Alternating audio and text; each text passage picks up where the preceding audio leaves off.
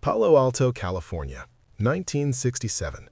A history teacher named Ron Jones was teaching a unit on Nazi Germany.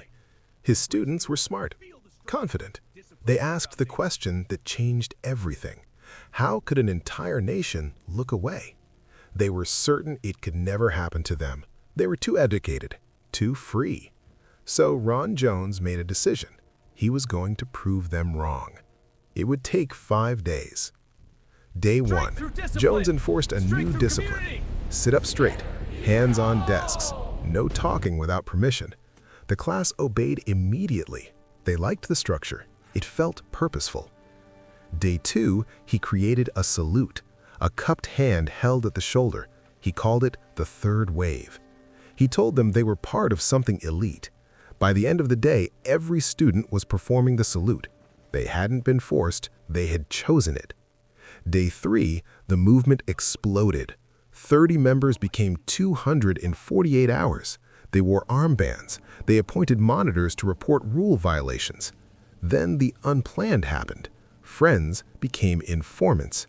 Anyone who questioned the movement was mocked and pressured into silence. Jones was no longer running an exercise. He was no longer in control. Day 5, the auditorium filled with 200 students. Salutes. Absolute silence. Jones told them a national leader would appear on television to launch a nationwide movement. He turned on the TV.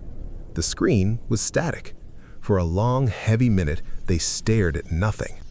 Then Jones spoke. There is no leader. There is no third wave. What you just experienced in 5 days in one classroom is exactly what happened in Germany. You were told you were special. You reported on your friends. You raised your arm for a leader that did not exist.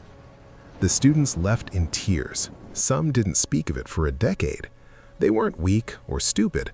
They were normal people given a symbol, an identity, and an enemy. In 5 days, they built a machine that none of them would have chosen to build alone. The lesson is this: the monster is never just one person. The monster is what happens when ordinary people stop thinking for themselves.